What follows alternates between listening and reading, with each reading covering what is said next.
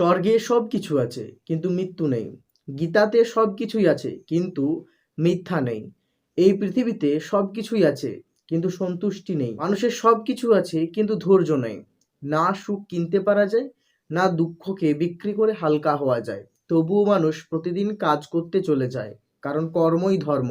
ভাষা যাই হোক না কেন, ভাবনা এক। মানুষ যাই হোক না কেন, রক্ত এক। দেশ যাই হোক না কেন, মানুষ এক। ধর্ম যাই হোক না কেন, ঈশ্বর এক। কখনোই হতাশ হবেন না।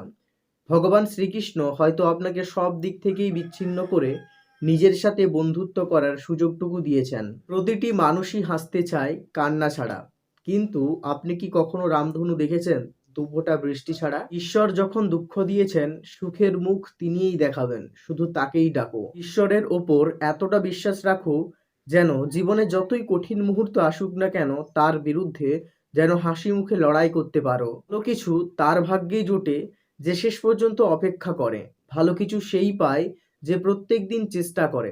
আর সব থেকে ভালো কিছু সেই অর্জন করতে পারে যে সত্যের পক্ষে দাঁড়ায়। ভগবান শ্রীকৃষ্ণ বলেছেন, ধৈর্য ধরো, তোমার জন্য আমি এমন কিছু পরিকল্পনা করে রেখেছি যা তুমি ভাবতেও পারবে না।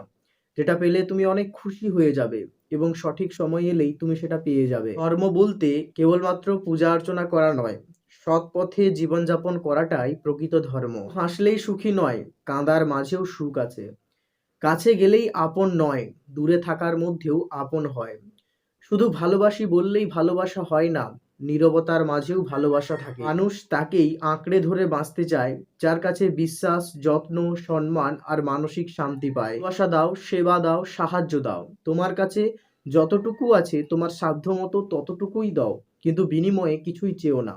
তাহলেই দুঃখ ছাড়া আর কিছুই পাবে না। তাই গলে যাবেন না, ক্রোধে উত্তেজিত হবেন না, সমালোচনায় কান দেবেন না, আর লোকের কথায় পিছলে যাবেন না। এর কথা আর মনের ব্যথা যে বোঝে সেই তো প্রকৃত আপনজন। সে নয় যার সাথে হিসেব করে কথা বলতে হয়। বন্ধু তো সে যার সাথে কথা বলার সময় কোনো কিছু ভাবার প্রয়োজন হয় না।